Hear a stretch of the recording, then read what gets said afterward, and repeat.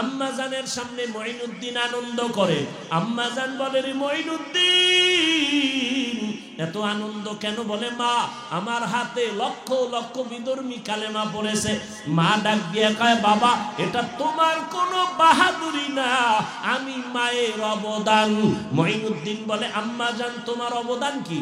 মঈনুদ্দিনের মা চোখের পানি ছেড়ে কাঁদেন আর বলে, রে বাবা তুই আমার গর্বে যেদিন আসছো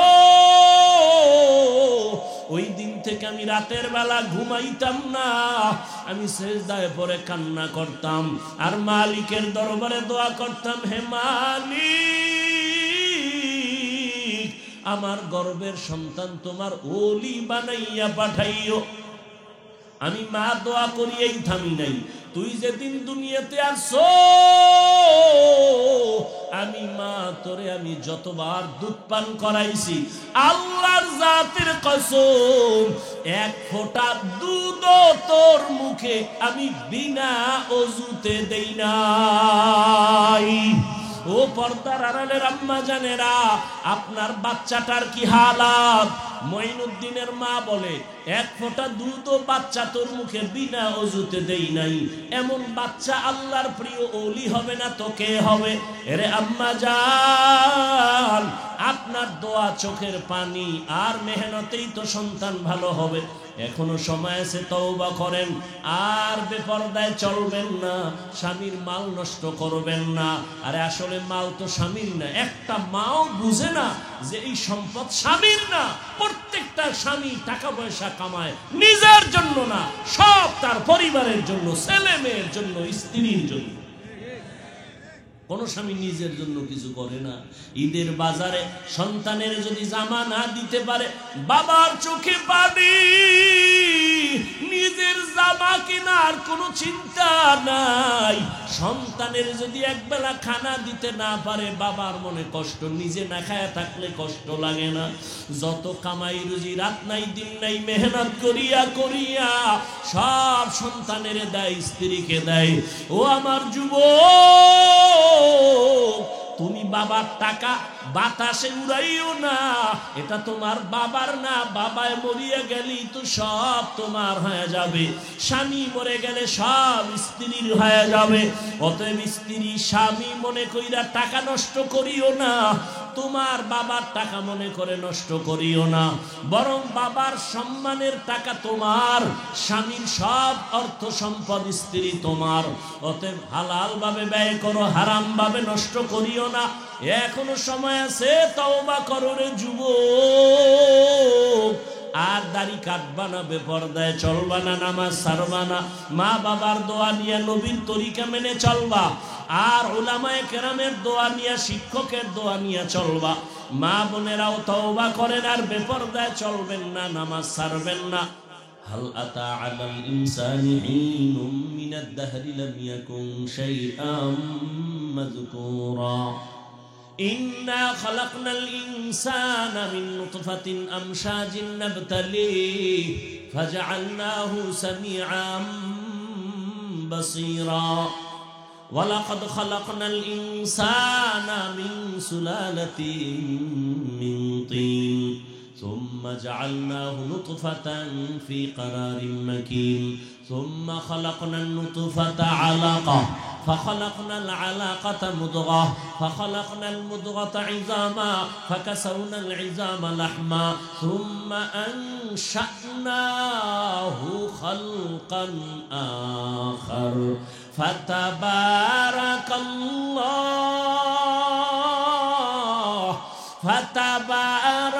الله أحسن الخالقين।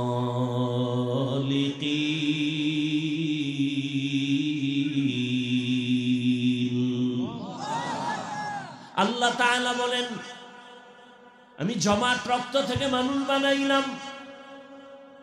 আল্লাহ বলেন, আমি এক ফোঁটা নাপাক পানির থেকে মানুষ তোরে বানাইছি, মায়ের গর্ভে নিলাম। ওই পানিটাকে 40 দিন ফেরেশতারে কাজে লাগায়, ওই পানিটারে রক্ত, আবার 40 দিনের মেহনতে আবার গোশতের টুকরা, এটার উপরে আবার মেহনত করো, মেহনতে 40 দিনে আবার হাড্ডি, এর উপরে আবার গোশত, এইভাবে 40 মেহনত করে দিরা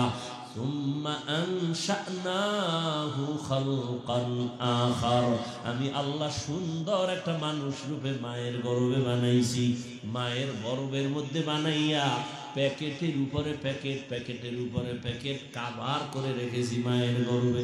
এক বিন্দু অক্সিজেন ভেতরে যেন ঢুকতে না পারে, যেই বাতাস না থাকলে সব মানুষ মরে যাবে, মায়ের গর্ভে অক্সিজেন ছাড়া কে বাঁচাইছে? মানুষ বলে পানির অপর নাম, আমি বলি এর থেকে 1000 কোটি গুণ বেশি সত্য কথা, বাতাসের অপর নাম জীবন। পানি সারাদিন রোজা আসতেছে, পানি না পান করলে মরবে কেউ? বাতাস বন্ধ হয়ে গেলে আপনার নাক আর মুখটা যদি 1 মিনিট ধৈর্য চাপা দিয়ে ধরে, আর বাঁচার উপায় আছে? তাহলে বাতাসের মূল্য পানির থেকে বেশি না? ভাইরা আমার, এই একটা বাচ্চা মাত্র 1-1.5 হাত বড়, মায়ের গর্ভে আল্লাহ কাভার দিয়ে রাখছেন। আল্লাহ তাআলা এত সুন্দর বাচ্চা গর্ভে বানাইয়া রূহু যখন দান করেছেন, মা তখন অনুভব করেছে পেটে বাচ্চা আছে। মা এখন কেমন যেন খাইতে গেলে কষ্ট পায়, চলাফেরায় আম্মা যেন বড় কষ্ট পায়। 40 দিনের মেহনত, 40 চিল্লা কয়, 40 কি কয়? মায়ের গর্ভে চিল্লা দিলে দেহের উন্নতি হয়, জমিনে আল্লাহর পথে চিল্লা দিলে রূহের উন্নতি হয়। মায়ের গর্ভে চিল্লা দিলে বাচ্চার দেহের উন্নতি হয়, জমিনের মধ্যে যদি বান্দা আল্লাহর পথে চিল্লা লাগাও, তোমার রূহের উন্নতি হবে। গুনাহওয়ালা রূহটা তাজা হয়ে যাবে, মুর্দা দিল জিন্দা হয়ে যাবে। তাহলে 1.5 হাতের মতো একটা বাচ্চা ওজন কত? ও ভাই মুরব্বীরা যারা জানেন, কারণ ওজন কত বাচ্চার? 50 কেজি, 2.5-3 কেজি ওজনের বাচ্চাটা মায়ের গর্ভে আল্লাহ বানাইয়া কয় মাস পরে ফাটায় আপনারা জানেননি? 10 মাস। বাচ্চাটা মায়ের গর্ভে আকৃতির মধ্যে আসতে রূহু যখন দেয়, আল্লাহ পুরা আকৃতি দেওয়ার ক্ষেত্রে প্রায় 6 মাসের মতো সময় লাগে। এত বিশাল আসমান, এত বিশাল জমিন বানাইতে মাত্র 6 দিন, আর তোমার আমার মতো 1.5 ব্যাটারি একটা বাচ্চাটারে মায়ের গর্ভে বানাইতে আমার মাওলার 6 মাস লাগে কেন? এই জ্ঞানী পণ্ডিতেরা, হুজুর গো কোনো জ্ঞান নাই, তোমরা সব বুদ্ধি লয়ে বয়ে রইছো, তোমগো বুদ্ধির জিবি কত? 1 জিবি না 2 জিবি? এত মাস্তানি করো রে বেয়াদব, এত বুদ্ধি লয়ে ঘুরো, হুজুরেরা কিছু বুঝে না। আর তুমি বুঝতে বুঝতে মদ পান কইরা বউরে মা কয়া ডাকো, এত বুঝা বুঝো আছে না নাই? যত বড় ভিআইপি তত বড় মদখোর, যত বড় ভিআইপি বুদ্ধিজীবী তত বড় সুদখোর। এই ভিআইপির কোয়ালিটি, যত বড় ভিআইপি তত বড় সুদখোর, যত বড় বুদ্ধিজীবী তত বড় মদখোর। দেখছেন নি কারবার? ওরা মদ পান না করলে ওগো বুদ্ধিজীবী গিরি থাকে না, জীবী হ্যাং হয়ে যায়। আল্লাহ হেদায়েত দান করুন। এত জ্ঞান তুমগো, আমাকে বলো তো, এত বিশাল আসমান আর জমিন বানাইতে লাগছে 6 দিন, একটা বাচ্চাকে বানাইতে 6 মাস লাগলো কেন বলো তো? দেখি তোমার বুদ্ধি এখানে পরিচয় হোক। শেষ বুদ্ধি হায় হায়, কারণ কি? এক নাম্বার কারণ, ভালোবাসার জিনিস তৈরি হতে সময় লাগে, ভালোবাসার জিনিস বানাইতে সময় লাগে, ভালোবাসার জিনিস পাইতেও সময় লাগে। কি সময় লাগে না? সময় লাগে। আল্লাহ যেহেতু মানুষকে ভালোবাসেন, এজন্য আল্লাহ এদেরকে খুব সুন্দর করে আস্তে আস্তে করে বানাইছেন। আল্লাহ এতটা আস্তে করে বানাইলেন, সুন্দর করে বানাইছেন। আল্লাহ তাআলা মানুষ বানাইলেন এত আদর করে। আল্লাহ বলেন ওয়া খুলিকাল ইনসানু যায়ীফা, আমি মানুষ বড় দুর্বল করে বানাইছি। কেন? আমি বড় আদর করি, মায়া করি। আমার ভালোবাসার মানুষ ছাড়া আর আমার কেউ নেই। ফেরেশতারা আমার কাছে আদরের না, জিনেরাও আমার কাছে প্রিয় না। আমার কাছে দুর্বল মানুষ সব থেকে বেশি প্রিয়। এই জন্য আমি আল্লাহ এদেরকে বানাইছি খুব আস্তে করে। আমি আল্লাহ বড় মায়া করে বানাইছি। এরে গোলাম, আল্লাহ তাআলা সুন্দর একটা মানুষ বানাইছেন, সর্বশ্রেষ্ঠ মর্যাদা দান করেছেন। তাহলে মানুষ তো সৃষ্টির আগেই মর্যাদাবান।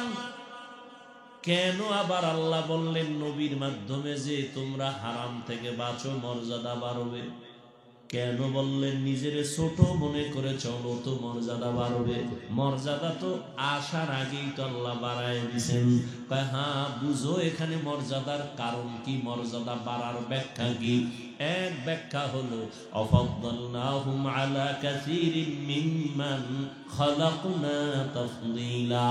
মানুষ সব মাখলুকের মধ্যে শ্রেষ্ঠ, আবার এই মানুষের মধ্যে পরস্পরে একে অন্যের তুলনায় শ্রেষ্ঠ। যেমন এই সব মানুষ আমরা আল্লাহর গোলাম, আবার এই মানুষের মধ্যে যারা ঈমানওয়ালা তারা অন্যদের থেকে বড় দামি। আবার ঈমানওয়ালাদের ভেতরে যারা আমলওয়ালা তারা আরো দামি। আবার আমলওয়ালাদের মধ্যে যারা তাকওয়াওয়ালা তারা আরো বড় দামি। জমিন সব আমার আল্লাহর, সবই আমার আল্লাহর বানানো জমিন। তবে মসজিদের জমিনটা বড় দামি। সবই আল্লাহর বানানো জমিন। বাইতুল্লাহর পার্শ্বের জমিন বড় দামি। হোমনা এলাকার সব জমিন তো আমার আল্লাহর জমিন। তবে এই জমিনটা আল্লাহর কাছে দামি বলে কেন? বলে এখানে কোরআনের মজলিস যতক্ষণ চলবে অনবরত আল্লাহর রহমত অবতীর্ণ হবে। আপনাদের অঞ্চলের সব ঘর বড় দামি, তবে কোরআনওয়ালা মাদ্রাসার ঘর বড় দামি। দুনিয়ায় সব মসজিদ আমার আল্লাহর ঘর, তবে বাইতুল্লাহ বড় দামি। আপনাদের এখানে পিপিলিকার অভাব নাই, সব আল্লাহর মখলুক, তবে সুলাইমান নবীর সাথে সম্পর্কের পিপিলিকা দামি। আপনাদের এলাকায় কুকুর আছে, সব আল্লাহর মখলুক, তবে আসহাবে কাহাফের সাথে সম্পর্কের কুকুর বড় দামি। আপনাদের এলাকায় গরু গাভীর অভাব নাই, সব আল্লাহর বানানো মখলুক, তবে মূসা নবীর সাথে সম্পর্কের গাভী বড় দামি। নদীর মধ্যে মাছ আছে বড় দামি। আমগো জাতীয় মাছ কি? ইলিশ মাছ বড় দামি, তবে আল্লাহর কাছে দাম নাই। আল্লাহর কাছে ওই মাছ দামি। ইউনুস নবীরে যেই মাছ পেটে নিয়েছে ওই মাছ দামি। বলে কেমন দামি? এই মাছ আল্লাহর জান্নাতে যাবে। মুসা নবীর সাথে গাভী জান্নাতে যাবে। সুলাইমান নবীর সম্পর্কের পিপিলিকা জান্নাতে যাবে। আসহাবে কাহাফের সম্পর্কের সোহবতওয়ালা কুকুর জান্নাতে যাবে। পাখি উড়তেছে উপরে, কত দামি হয় না? সুলাইমান নবীর সাথে সম্পর্কের হুদহুদ বড় দামি, আল্লাহর জান্নাতে যাবে। জমিনে উট আছে, উটনি আছে, সব আল্লাহর বানানো, তবে নবীজি যেই উটে সফর করেছেন ওই উট জান্নাতে যাবে। সালেহ নবী দোয়া করেছেন, আল্লাহ পাহাড় থেকে উটনি বের করে দাও। ওই উটনি সালেহ আলাইহিস সালামের দোয়ার কারণে বের হয়ে আসছে। পাথরের পাহাড় থেকে উটনি চলে আসছে, ওই উটনি আল্লাহর জান্নাতে যাবে। গাধা, ওই উযাইর আলাইহিস সালামের সফর করা গাধা আল্লাহর জান্নাতে যাবে। জমিনের মধ্যে মানুষ সব আল্লাহর বানানো, তবে যারা ঈমানওয়ালা, কালেমাওয়ালা, তাকওয়াওয়ালা, তারা আল্লাহর কাছে এত দামি, এরা বিনা হিসাবে জান্নাতে যাবে। हर के दारत खौफे हकदार दिल मदरम जन्नतुल मअवा दे हद ओ रामकाम जुज़बा हक ची जे मखाज इंसुजा फजले उ आमस्ते दर जुमला जा। अल्लाह ताला मर्यादा बाড়াবেন কেমনে? এক মর্যাদা মানুষের পরস্পরে একে অন্যের তুলনায় দামি। এবার কয় তাকওয়াওয়ালারা সবার থেকে দামি, বলে হ্যাঁ, ইন্না আকরামাকুম ইনদাল্লাহি আতকাকুম। সবাই তো তাকওয়াওয়ালা, এদের মধ্যে কি আবার কোনো 1 2 3 ক্লাস আসেনি? কয় হ্যাঁ, সমস্ত তাকওয়াওয়ালাদের মধ্যে সর্বশ্রেষ্ঠ নবীদেরা, আম্বিয়ায়ে কেরাম, রসুলেরা, এরপরে সাহাবায়ে কেরাম, এবার আসেন উম্মতের মাঝে। এদের মধ্যে কারা এক? কয় না, এদের মধ্যে কম বেশি আছে। কেন? কয় যে বেশি বিনয়ী হবে আল্লাহ তার মর্যাদা বাড়াবেন। মর্যাদা বাড়ানোর মানে কি? তাকে সবাই সম্মান করবে। সম্মান তো মোহাব্বতে করবে, সম্মান আছে বিদায় করবে। এখন আপনাকে মোহাব্বত করে 100 মানুষ, আরো আল্লাহর মোহাব্বত নিয়ে চলবেন, এক সময় 5 লাখ মানুষ মোহাব্বত করবে, এক সময় দেশের সব মুমিনেরা আপনাকে ভালোবাসবে। আরো যদি বিনয়ী হইয়া চলেন, আল্লাহ আরো মর্যাদা বাড়াবে। এখন আপনাকে শুধু মুমিন ভালোবাসে, এরপরে বেঈমানেরাও আপনাকে ভালোবাসবে। এক পর্যায়ে যদি আরো বিনয়ী হয়ে চলেন, আল্লাহ আরো মর্যাদা বাড়াবেন। বলে কেমন? এখন শুধু আপনাকে মানুষ ভালোবাসে, এক পর্যায়ে দেখবেন আপনাকে জঙ্গলের প্রাণীরাও ভালোবাসবে। জঙ্গলের প্রাণী আপনার কথা শুনবে। উজানির জমিনে ঘুমন্ত ওলিয়ে কামেল কারি ইব্রাহিম রাহমাতুল্লাহ আলাইহি, নোয়াখালীর জমিনে তার বাড়ি ঘর, বাবার কোটি টাকার সব ফালাইয়া দেওবন্দে চলে গেলেন। ওখানে আলেম হইয়া বিশাল ইতিহাস জানেন, দেশে আসছেন। ওই কারি ইব্রাহিম আল্লাহর প্রিয় আর একজন গোলাম রশিদ আহমদ গঙ্গুহির হাতে গড়া ছাত্র। ওই চাঁদপুর জেলার কচুয়া থানার উজানি এলাকায় জঙ্গলে ঢুকলেন পরিষ্কার করার জন্য, কিনে নিলেন থাকার জন্য, খানে খা বানাবেন। গিয়া দেখে ভেতর একটা গম্বুজ দেখা যায়, একটা বাঘ তার বাচ্চারে দুধ পান করায়। কারি ইব্রাহিম বলে, এই বাঘ, এখানে বনিয়া তোমার সে, তুমি তোমার গন্তব্যে চলে যাও। বলতে দেরি, বাঘ তার বাচ্চা কাঁধে নিয়ে রওনা হতে দেরি করে নাই। এখন আপনি বয়া বয়া প্রশ্ন করবেন, এটা কি গাঞ্জাখুরি কথা যে বাঘে দৌড় দিছে? এবার তোমার মেধাকে আমি প্রশ্ন করি, তুমি কত মহাপণ্ডিত, আমাকে জবাব দাও। এলাকার মধ্যে গরু দিয়া চাষাবাদ করেনি মানুষ, যারা গরুর হাল চাষ করে এরা কি বড় শিক্ষিত বুজুর্গ?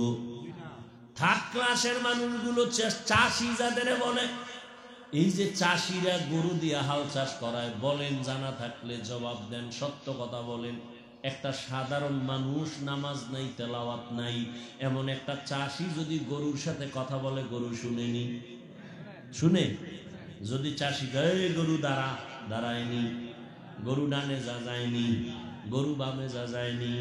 একটা বেনামাজি চাষির কথা যদি গরু শুনে, একজন আল্লাহওয়ালা, তাহাজ্জুদওয়ালা, তাকওয়াওয়ালার কথা কেন বাঘ শুনবে না? খাকো বাদ আবো আতিশ বান্দা বামানো তু জিন্দাবাহ মুরদা মান কানা লিল্লাহ কানাল্লাহু লাহ। আল্লাহর কাছে প্রিয় কোন জিন না, কোন ফেরেশতা না, একমাত্র মানুষ। আর এই মানুষের ভেতরে আল্লাহর কাছে সব থেকে বেশি প্রিয় যারা তাকওয়াওয়ালা। আর তাকওয়াওয়ালা আল্লাহর কাছে কত প্রিয় জানেননি?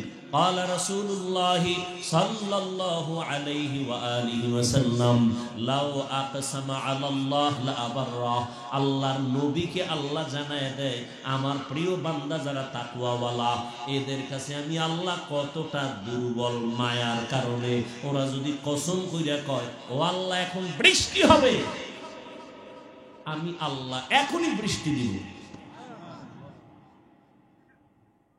আমার প্রিয় বান্দার কাছে আমি দুর্বল, আর আমার তো আলাদা মোহাব্বতের ছেলেও নাই মেয়েও নাই, মানুষ আমার প্রিয়। আর এই মানুষের মধ্যে যারা করে না এরা আমার কাছে আরো প্রিয়। এরা যা চাইবে আমি আল্লাহ ওয়াদা তার সাথে সাথে দিব।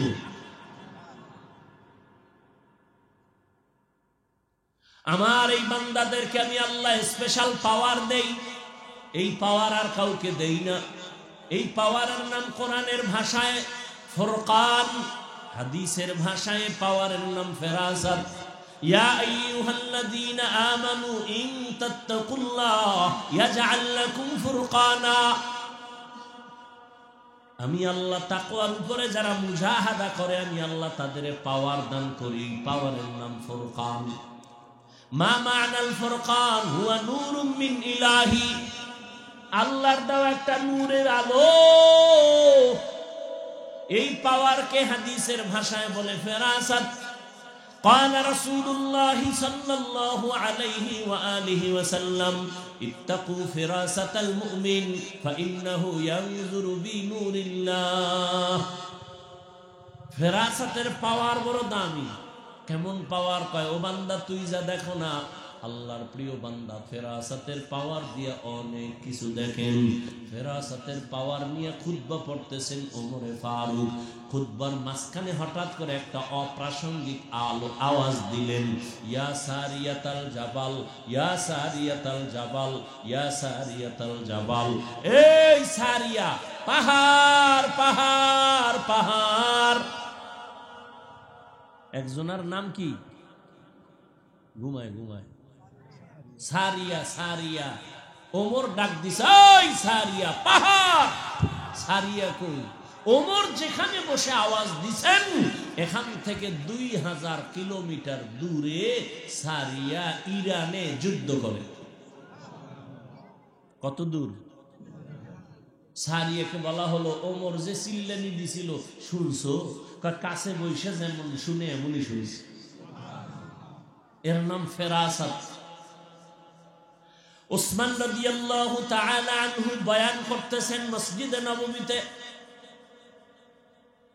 গালেমান আব্দুল্লাহ ইবনে মাসউদ রাদিয়াল্লাহু তাআলা আনহু কিছুক্ষণ পর ভেতরে এসে ঢুকলেন। বাজারে গেছিলেন। উসমান বয়ান করতে করতে হঠাৎ করে বললেন, মজলিসের একটা মানুষ আছে যার চোখের মধ্যে জেনার আসর লাগানো। চোখের মধ্যে জেনার আসর মানে বেগানার সাথে বাজারে গেছে তো দেখছে। ইবনে মাসউদ চিন্তা করে, উসমান জানলো কেমনে একটা বেগানার চোখে আমার চোখ লাগছে? জিব্রাইল আইলো, উঠে গেছে কাছে গিয়ে কয়, হযরত জিব্রাইল আইছে? কয় না তো। নবুয়তের দরজা কয় বন্ধ। ওহী? কয় ওহীও নাই। তো আপনি জানলেন কেমনে? চোখের মধ্যে জেনার আসর লাগানো। নবুয়তের দরজা খোলা নাই, বন্ধ। ওহীর দরজা বন্ধ, তবে ফেরাসাতের দরজা তো বন্ধ না। আউলিয়ারা কারে উকবা ইখতিয়ার, জাহেলারা কারে দুনিয়া ইখতিয়ার। মাইলে মোমেন সোয়ে মোমেন মিশাওয়াত, মাইলে কাফের সোয়ে কাফের মিশাওয়াত। খারাপ লাগছে আপনাদের?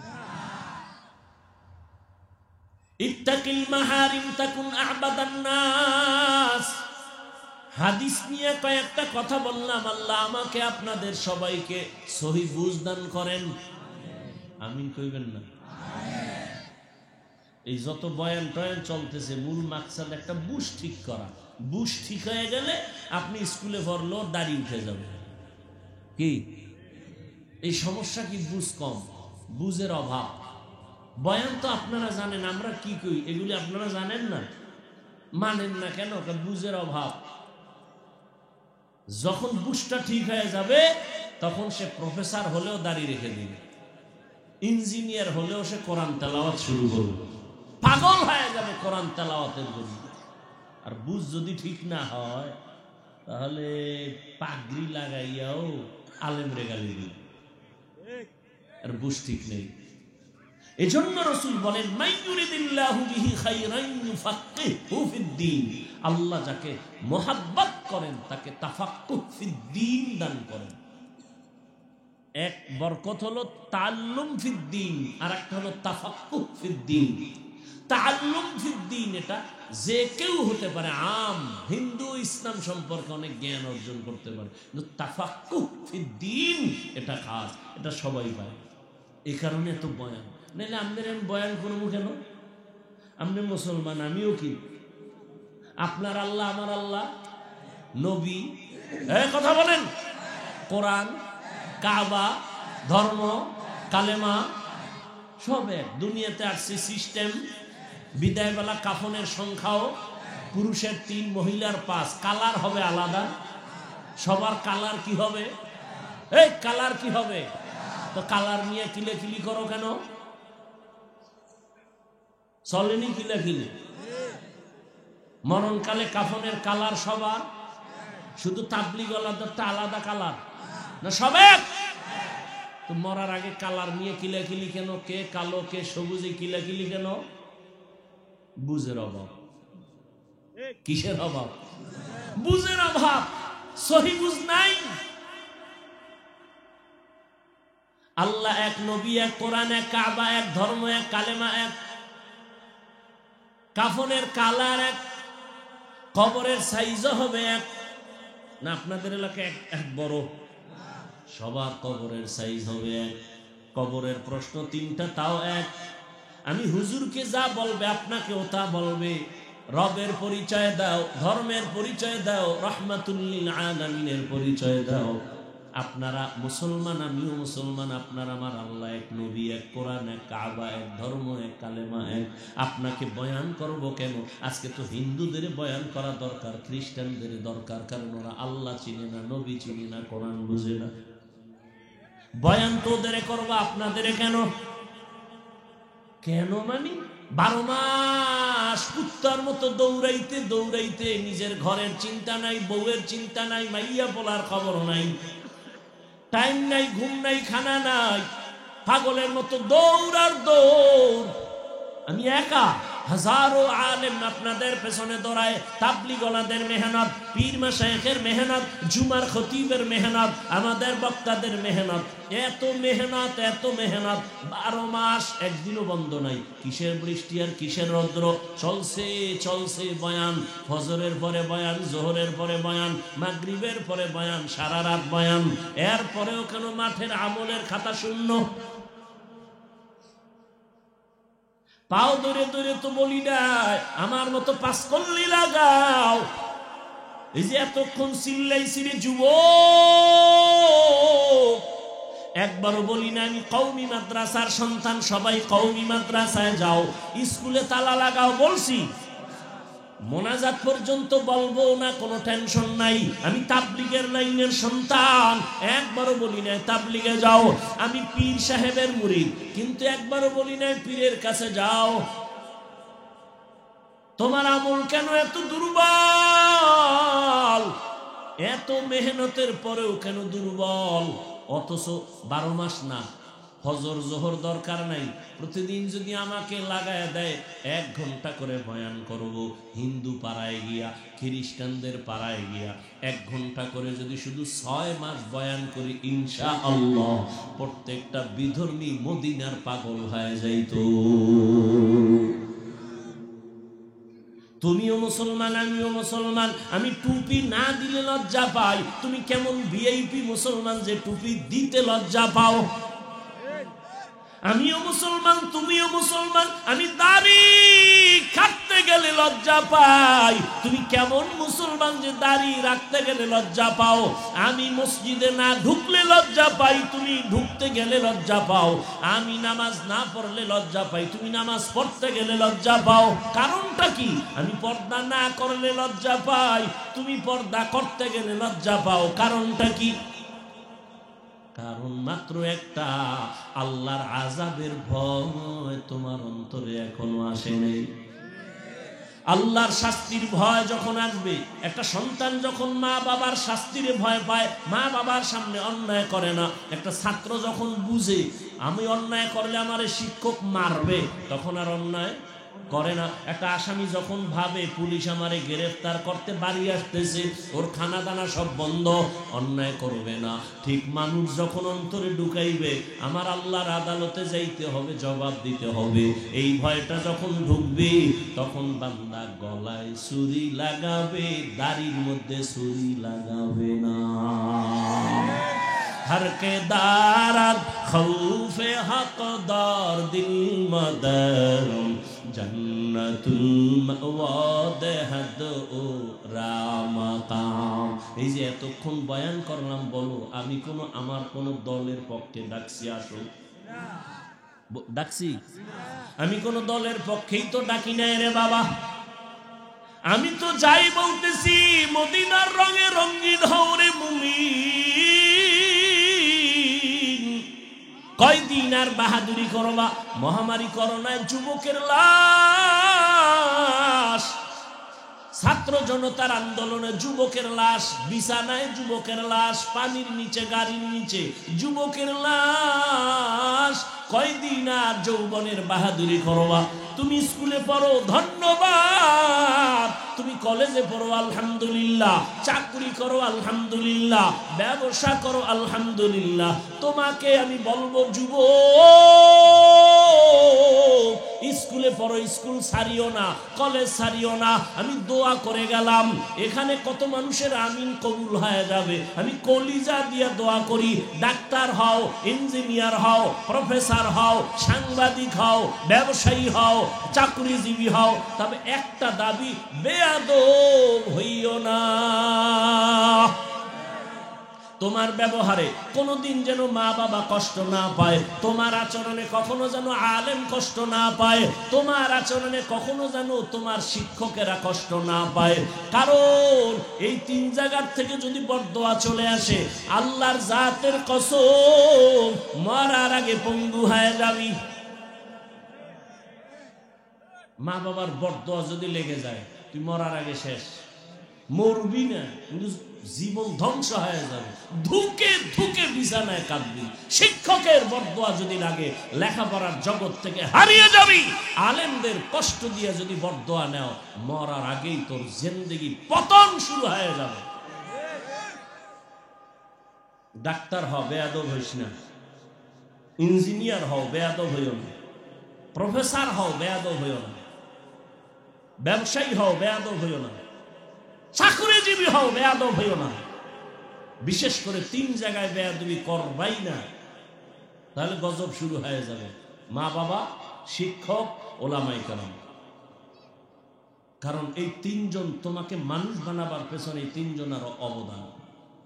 মা বাবার চোখের পানি তোমাকে মানুষ বানিয়েছে, শিক্ষকের অক্লান্ত মেহনত। আমি হাফিজুর রহমানকে আমার মা বাবা বসায় বয়ান শিখায় নাই, চোখের পানি ছেড়ে দোয়া করেছেন, কিন্তু আমাকে বয়ান শিখাইছেন আমার উস্তাদরা ধরে ধরে বয়ান শিখাইছেন, কিতাব শিখাইছেন, হাদিস শিখাইছেন, কোরআন শিখাইছেন। আর উলামায়ে কেরাম আমার মুরব্বী হাতে হাত ধইরা চোখের পানি ছেড়ে দোয়া করেছেন। উজানির কারি ইব্রাহিম রহমতুল্লাহ আলাইহির 11তম সন্তান, 11টা ছেলের মধ্যে শেষ কারি মনজুর আহমদ রহমতুল্লাহ আলাইহি হাত ধইরা ধইরা কাঁদছেন আর দোয়া করেছেন, ও আল্লাহ আমার হাফিজ রে কবুল করে নেন। আমি যেন একটা বড় মাদ্রাসা ওর হাতে দেখে যাইতে পারি। আজকে ঢাকার শহরে আলহামদুলিল্লাহ অনেক বড় মাদ্রাসা করেছে, কিন্তু মঞ্জুর সাহেবের চোখের সামনে দেখাইতে পারিনি। এরে আল্লাহর বান্দারা, এজন্য উলামায়ে কেরামের দোয়া ছাড়া চরিত্র সংশোধন হবে না। মা বাবার দোয়া ছাড়া জীবনের সফলতা আসবে না। শিক্ষকের দোয়া ছাড়া লেখাপড়ার সফলতা আসবে না রে বাবা। অনুরোধ করে বলছি রে যুবক, এখনো যদি সুযোগ থাকে দোয়া নাও, মা বাবার দোয়া নিয়ে চলো। মা বাবার থেকে দোয়া নাও, শিক্ষকের থেকে দোয়া নেও, আলেম থেকে দোয়া নিয়ে চলো। তোমার মতো যুবক সত্য কথাটা স্বীকার করিও, তাকায় দেখো। আল্লাহর ভয় নিয়ে চলার কারণে, আলেমের দোয়া থাকার কারণে, মা বাবার দোয়া থাকার কারণে, শিক্ষকের নেক নজর থাকার কারণে তাকাইয়া দেখছুনি রে বাবা, স্কুলে পড়ে, কলেজে পড়ে, একবেলার নামাজও ছাড়ে না। নাই? তোরে কি কইলে তোর লাজ হইব বল? দরজা বন্ধ কইরা বাসায় গিয়া নিজের পায়ের জুতা খুইলা কপালে বাড়ি দিবি, আর বলবি তোর কপালে তো খারাপ কেন? তোর মতো যুবকটা স্কুলে পড়ে, নামাজ পড়ে, তুই পারো না কেন? নিজের কপালের নিজের জুতা দিয়া বাইরে তো যদি একটু লজ্জা হয়। তোমার মতোই যুবক ছেলে স্কুলে পড়ে, নামাজ পড়ে, তুমি কেন পারো না বলো বাবা? তোমার মতো যুবক রাস্তায় গাড়ি চালায়, নামাজ ছাড়ে না, বলো তুমি কেন পারো না? তোমার মতো যুবক সন্তান জেনারেল লাইনে পড়েছে, জীবনে মাদ্রাসায় যায় নাই, র্যাব, আর্মি, পুলিশ, বিডিআরে চাকরি করে, ডাক্তার, প্রফেসর, ইঞ্জিনিয়ার, ৫ ওয়াক্ত নামাজি নাই, বলো বাবা তুমি কেন পারো না? তোমার মতো বান্দা ব্যবসা করে, নামাজ ছাড়ে না, চাকরি করে, নামাজ বাদ দেয় না, বলো তুমি কেন পারো না? নদীর মধ্যে মাছ ধরে, নামাজ ছাড়ে না, তোমার মতো বান্দা জমিনে কৃষিকাজ করে, নামাজ ছাড়ে না, বলো তুমি কেন পারো না? অবশ্যই তোমার কপালে কার যেন অভিশাপ লাগছে, কার যেন বরদোয়া লাগছে। না হয় তোমার চোখে কেন পানি নাই, কেন জানি তোমার উপরে আমার আল্লাহ বেজার। আমি হুজুর হইতে বলছি, হুজুর হইতে বলছি, এর থেকে আর সহজ ভাষায় কেমনে বুঝাবো? তোর মতো যুবকটা স্কুলে পড়ে, নামাজ পড়ে, তুই পারো না কেন? এমন অভিশপ্ত কপাল নিয়ে জন্ম নিছো কেন? কার অভিশাপ লাগাইছো কপালে বলো? মানুষ অন্যায় করে শখে শখে, আরে পার্কে গেলে কি জানি মজা, গেছো না কয়েকবার, এবার ফের তওবা কর। মনে শখ লাগছে, নাচ গান দেখবি, দেখছো না জীবনে বহুবার, আর কত? সারা রাত দরজা জানালা বন্ধ করে মোবাইলে সারা রাত জেনা করছো না? চোখের জেনা, কানের জেনা, জবানের জেনা, আর কত? এখনো ফিরবি না? করছো তো, মনে চাইছে নামাজ পড়বি না, পড়ো নাই, আর কত? জাল মেটে নাই, মনে বলছে দাড়ি কাটবি, কেটেই ফেলেছো, জাল মেটে নাই, এখনো তওবা করবা না? কি ভাবছো আল্লাহর কোরআন মিথ্যা? একটা প্রমাণ দে, আমি এখন দাড়ি কেটে ফেলবো, কোরআন সব আগুন দিয়ে জ্বালায় দিব। যদি প্রমাণ দিতে পারো কোরআন ভুল, আর যদি বলো না হাফিজ ভাই কোরআন ঠিক, সব ঠিক, আপনারাও ঠিক, আমরা ভুল, তো বলবো পা দুটো আগায় দে, আমি নিচে নেমে এসে পায়ে ধরি, আর দাড়ি কেটে রসুলকে কষ্ট দিস। লাভ কি বল? দাড়ি কাটলে লাভ কি বল? একজনে দাঁড়ায় বলো যে এই লাভ আছে, কেউ না কাটলে আমি কাটব, সবাই সাক্ষী, কি লাভ? আচ্ছা কার পিছনে পইরা নামাজ ছাড়ছো, কি পাওয়ার আশায়? তবে লিখে রাখ, বলতে তো পারবি না, সেই শক্তি অন্তরে নেই। যাদের পিছনে ঘুরে ঘুরে নামাজ ছাড়ছো, ওরা কারা জানো? ওরা তোর জীবনের দুশ্মন। তোরে আলাদা মারার জন্য কোনো দুশ্মন লাগবে না, তুই যার পিছে ঘুরো সেই তোরে ছুরি ধারাচ্ছে তোরে জবাই করার জন্য, রেডি থাক। স্বার্থে আঘাত লাগলে দল থেকে নাম কাটবে না, ওই চান্দাবাজার ধান্দাবাজের বাচ্চারা তোর কল্লা কেটে ফেলবে, রেডি থাক। ওরা চান্দাবাজ আর ধান্দাবাজ। ওর পিছে ঘুরে নামাজ ছাড়ছো, স্বার্থে আঘাত লাগলে দল থেকে নাম কাটবে না। সোনার বাংলার রাজনীতি কল্লা কেটে দেয়, আলাদা কোনো দুশ্মন লাগবে না। তোর নিজের আপন মানুষ যারা লই এক প্লেটে খাও না, একদিন ভাগে কম পারলি গোপন মিটিং করবে যে ওরে মাইনাস কর। বানায় বলতেছি, গোপন মিটিং চলবে, তোর নিজের দলের লোকেরা মিটিং করবে, ওরে মাইনাস কর। কেন বস? আমার ভাগে কম পড়ছে ওর কারণে ওরে মাইনাস কর। কেমনে? বলে নদীর ভিতরে নিয়ে যা। এ হয় নাই? যেই পরিমাণ রাগ আসতেছে এই কথার উপরে তোদের জন্য, খালি হুজুর হইয়া বললাম না, এত রাগ আসে যে কোন লজ্জা, কোন হারাম পায়খানা খাওয়ার লোভে ওই ধান্দাবাজের পেছনে ঘুরো, ধান্দাবাজের পেছনে ঘুরো। দেশটাকে ধ্বংস করে ফেলেছে এই চান্দাবাজ আর ধান্দাবাজেরা।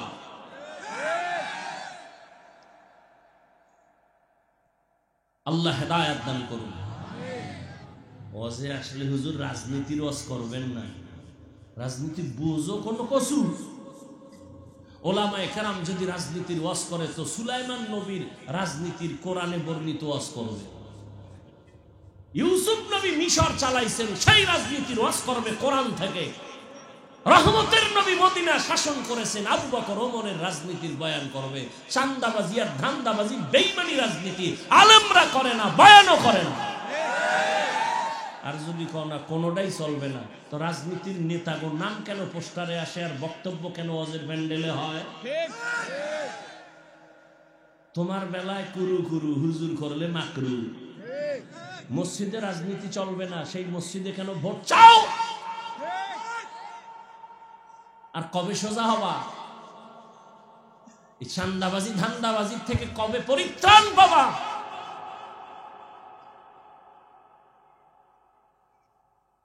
পাবা না, কারণ ওই যে পায়খানা খাইছো ভোটের আগের রাইতে, ওখানে তো ধরা। কিছু মগা আছে বউয়ের কাছে ধরা, ওই যে যৌতুক নামের পায়খানা খাইছে,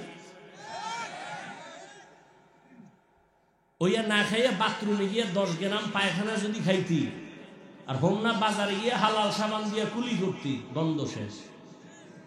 আর এই যৌতুকের নামে যারা পায়খানা খাইছো আর ভোটের আগের রাত্রের যারা টাকা খাইছো, জাহান্নামের জুতার বাড়ি ছাড়া তোর গন্ধ যাবে না। এই যারা যৌতুক খায়, যারা যৌতুক দেয়, যারা সহযোগিতা করে, পৃথিবীর নিকৃষ্ট তারা জালেম। ওদের মতো ডাকাত কেউ নেই। ওরা চোর, ওরা ফকিন্নির বাচ্চা, ওরা ছোট লোকের বাচ্চা, ওরা মুসলমানের দুশ্মন, ওরা নারীর দুশ্মন, ওরা দেশের দুশ্মন, ওরা মানবতার দুশ্মন, ওরা রসুলের দুশ্মন। আর কি কইলে লাজ হবে? দুই একটা শিখা।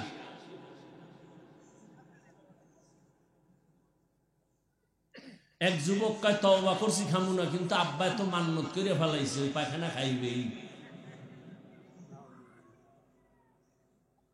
وأما من خاف مقام ربه ونهى النفس عن الهوى فإن الجنة هي المأوى।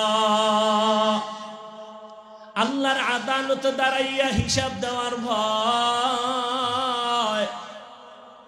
যারা দুনিয়াতে নিজেকে গুনাহ থেকে বাঁচাবেন, আল্লাহ তাআলা বলেন আমি ওয়াদা করলাম তাকে বিনা হিসাবে জান্নাত দিব। এরে পর্দার আড়ালের আম্মা জানেরা, আপনাদের সন্তানদের যতটা কথা বললাম এগুলো কোনোদিন কাজে লাগবে না যদি আপনি একটু দোয়া না করেন, চেষ্টা না করেন। কারণ এই দুনিয়ায় যত সন্তান ভালো আছে সব মায়ের অবদান, বাবার দোয়ার কারণে। গাছ ভালো হলে ফল ভালো হয়। এরে আম্মা জান, আপনাদের কারণে এই দুনিয়ার সন্তানগুলো ভালো হওয়া সম্ভব। এ কারণেই তো আপনাদের সম্মান বেশি, কারণ আপনারা নবীদের মায়ের মতো দামি মা, সাহাবায়ে কেরামদের মায়ের মতো দামি মা, আপনারা হাফেজে কোরআন, আলেমে কোরআনদের মায়ের মতো দামি মা। আপনারা তো খাদিজা রাদিয়াল্লাহু তাআলা আনহার মতো নারী, ফাতেমা রাদিয়াল্লাহু তাআলা আনহার মতো নারী, আয়েশা রাদিয়াল্লাহু তাআলা আনহার মতো নারী, আপনারা তো ইসমাঈল নবীর মা হাজেরা আলাইহিস সালামের মতো দামি নারী, আপনারা তো ঈসা নবীর মা মারিয়াম আলাইহিস সালামের মতো দামি নারী। এই দুনিয়াতে আল্লাহর বড় একটা দুশমন ছিল ফেরাউন। জানেননি তার স্ত্রীর নাম কি? আরে আম্মা জান, এত বড় জগৎ বিখ্যাত বেঈমান ওই ফেরাউনের স্ত্রী আসিয়া এত বড় বেঈমানের ঘরে থাকি আমার আল্লাহকে এতটা রাজি করেছেন। রহমতের নবী বলেন কিয়ামতের দিন আমি মুহাম্মদের সাথে আসিয়ার সাথে বিয়া হয়ে যাবে। এরে আম্মা জানেরা, এত বড় বেঈমানের ঘরে থাইকে যদি আসিয়া আমার আল্লাহকে আপন বানাইয়া যাইতে পারেন, আপনার স্বামী তো ফেরাউনের মতো খারাপ না। আপনি কি পারতেন না স্বামীর ঘরে আইসা নামাজ পড়ে দোয়া করবেন, স্বামীর মাল হেফাজত করবেন, পর্দা করবেন, নামাজ পড়বেন, আর মোবাইলে সময় নষ্ট করবেন না, সন্তানটাকে আদর্শওয়ালা ডাক্তার বানাবেন, ইঞ্জিনিয়ার বানাবেন? চাইলেই তো পারতেন রে আম্মা জান, এখনো কি পারেন না? এই এলাকায় আপনার মতো কত মা এখনো আছে বেপর্দায় চলে না, নামাজ ছাড়ে না, স্বামীর মাল নষ্ট করে না, মোবাইলে সময় নষ্ট করে না। এরে আম্মা জানেরা, কয়দিনের বাহাদুরি করবেন? এখনো সময় আছে, তওবা করেন। আপনাদের কারণেই তো এই জমিনে ভালো ভালো সন্তান আসছে রে মা। একজনের একটা ঘটনা আমি 1 মিনিটে বলি। ভারতের জমিনে মদিনাতুল মুনাওয়ারা থেকে একজন আল্লাহর ওলি আসছেন, আপনারা তার নাম সবাই জানেন, খাজা মঈনুদ্দিন চিশতি আজমিরি রহমাতুল্লাহ আলাইহি। ঘুরিয়া ঘুরিয়া ভারতে দাওয়াত দিয়া লক্ষ লক্ষ লক্ষ বিধর্মী তার হাতে মুসলমান হয়ে গেল। আম্মা জানের সামনে মঈনুদ্দিন আনন্দ করে। আম্মা জান বলে, রে মঈনুদ্দিন এত আনন্দ কেন? বলে, মা আমার হাতে লক্ষ লক্ষ বিধর্মী কালেমা পড়েছে। মা ডাক দিয়ে কয়, বাবা এটা তোমার কোনো বাহাদুরি না, আমি মায়ের অবদান। মঈনুদ্দিন বলে, আম্মা জান তোমার অবদান কি? মঈনুদ্দিনের মা চোখের পানি ছেড়ে কাঁদেন আর বলে, রে বাবা তুই আমার গর্ভে যেদিন আসছো ওই দিন থেকে আমি রাতের বেলা ঘুমাইতাম না, আমি সেজদায় পড়ে কান্না করতাম আর মালিকের দরবারে দোয়া করতাম, হে মালিক আমার গর্ভের সন্তান তোমার ওলি বানাইয়া পাঠাইও। আমি মা দোয়া করিয়াই থামি নাই, তুই যেদিন দুনিয়াতে আসছো আমি মা তোরে আমি যতবার দুধ পান করাইছি আল্লাহর জাতের কসম 1 ফোঁটা দুধ তোর মুখে আমি বিনা ওযুতে দেই নাই। ও পর্দার আড়ালের আম্মা জানেরা, আপনার বাচ্চাটার কি হালাত? মঈনুদ্দিনের মা বলে, 1 ফোঁটা দুধ বাচ্চা তোর মুখে বিনা ওযুতে দেই নাই। এমন বাচ্চা আল্লাহর প্রিয় ওলি হবে না তো কে হবে?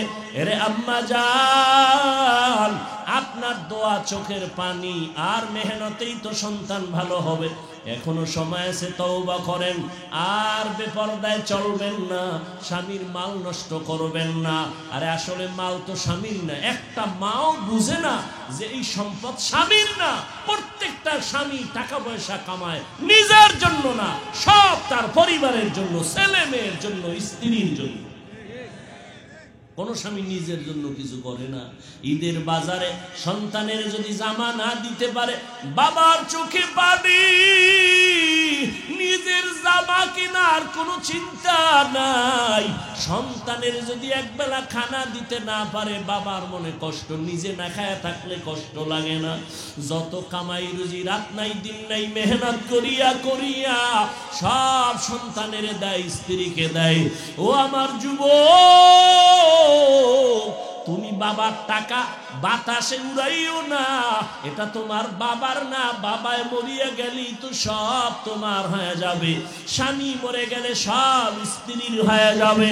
অতএব স্ত্রী স্বামী মনে কইরা টাকা নষ্ট করিও না, তোমার বাবার টাকা মনে করে নষ্ট করিও না, বরং বাবার সম্মানের টাকা তোমার, স্বামীর সব অর্থ সম্পদ স্ত্রী তোমার।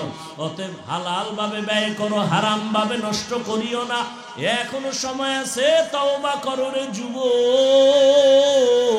আর দাড়ি কাটবা না, বেপরদায় চলবা না, নামাজ ছাড়বা না, মা বাবার দোয়া নিয়ে নবীর তরিকা মেনে চলবা, আর উলামায়ে কেরামের দোয়া নিয়ে, শিক্ষকের দোয়া নিয়ে চলবা। মা বোনেরাও তওবা করেন, আর বেপরদায় চলবেন না, নামাজ ছাড়বেন না, স্বামীর মাল হেফাজত করবেন, আর খেয়ানত করবেন না, মোবাইলে সময় নষ্ট করবেন না।